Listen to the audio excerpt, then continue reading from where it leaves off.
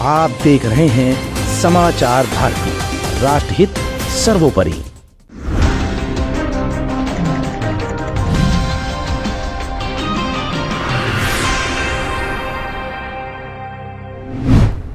लोकसभा चुनाव के बाद मुख्यमंत्री योगी आदित्यनाथ के नेतृत्व में हुए विधानसभा उपचुनाव की 9 सीटों पर मुख्यमंत्री योगी का पूरा फोकस था, क्योंकि मामला नेतृत्व के साथ साथ बीजेपी के उत्तर प्रदेश में घट रहे वर्चस्व से भी जुड़ा हुआ था।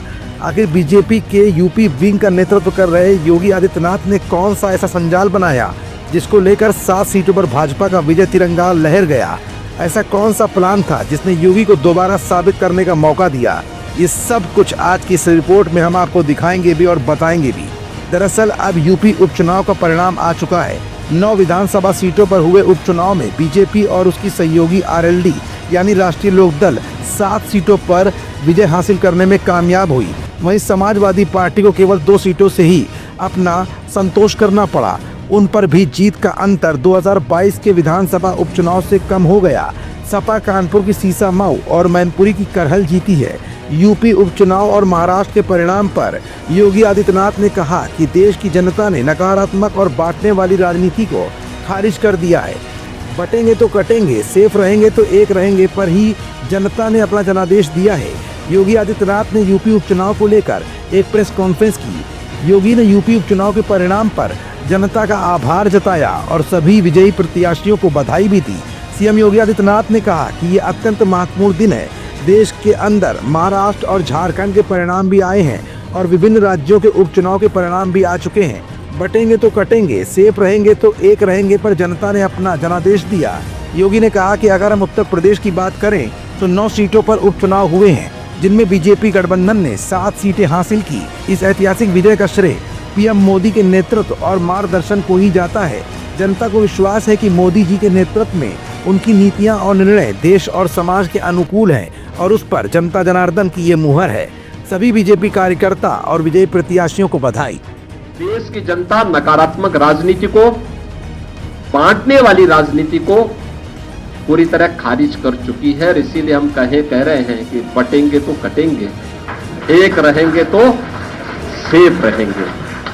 तो एक रहेंगे, सेफ रहेंगे पर देश की जनता जनार्दन ने राष्ट्रीय एकता और अखंडता को मजबूती प्रदान करने के लिए, सुरक्षा और समृद्धि के लिए अपना जनादेश दिया है। मैं आप सबका एक बार फिर से अभिनंदन करता हूं। भारतीय जनता पार्टी के उन लाखों कार्यकर्ताओं का हृदय से उन्हें बधाई देता हूं और विजयी प्रत्याशियों को भी अपनी बधाई देता हूं। योगी आदित्यनाथ ने आगे कहा कि मीरापुर, गाजियाबाद, कुंदरकी, खैर, कटेहरी, मंझुआ और फूलपुर पर जनता ने बीजेपी के पक्ष में अपना जनादेश दिया है। ये दिखाता है कि जनता को बीजेपी का आशीर्वाद प्राप्त है। ये इंडिया गठबंधन की लूट और झूठ की योजना का अंत भी है। जनता जनार्दन का अभिवादन करता हूँ। यूपी के परिणाम हमारे पक्ष में है। यही महाराष्ट्र के अंदर भी देखने को मिला है। यहाँ बीजेपी की महाप्रचंड जीत हुई है। ये नए भारत के नए महाराष्ट्र की विजय है। शिवसेना शिंदे गुट को जितनी सीटें मिली हैं, इंडिया गठबंधन को उतनी सीटें नहीं मिली। और यही महाराष्ट्र के अंदर भी हम सबको देखने को मिला है। एक प्रचंड और अभूतपूर्व ऐतिहासिक विजय भारतीय जनता पार्टी महायुति गठबंधन को महाराष्ट्र के अंदर प्राप्त हुआ है। यह जो जनादेश महाराष्ट्र के अंदर प्राप्त हुआ है, यह राम और राष्ट्र के आराधक आदरणीय प्रधानमंत्री जी के यशस्वी नेतृत्व को, नए भारत के नए महाराष्ट्र के विश्वास की मोहर है। छत्रपति शिवाजी महाराज के आदर्शों की विजय है और बाबा साहब भीमराव अंबेडकर का अपमान करने वालों की यह एक पराजय भी है। महाराष्ट्र राज्य में भारतीय जनता पार्टी महायुति गठबंधन के सहयोगी शिवसेना शिंदे गुट को जितनी सीटें प्राप्त हुई हैं,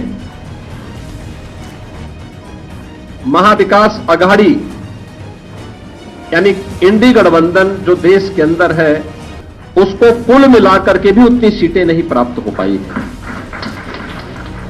फिलहाल योगी आदित्यनाथ ने चुनाव से पहले पूरी ताकत कानपुर की सीसा मऊ सीट को भी लेकर झोंकी थी, लेकिन वहां पर भाजपा का विजय तिरंगा नहीं फहर पाया। अब ऐसे में देखना ये है कि चुनाव के बाद योगी किस फॉर्म में नजर आते हैं और उनकी इस जीत और हर बात का जवाब अब समाजवादी पार्टी 2 सीटों पर ही सिमटने के बाद किस ढंग से और कब देती है, ये भी वक्त की ही गर्त में है।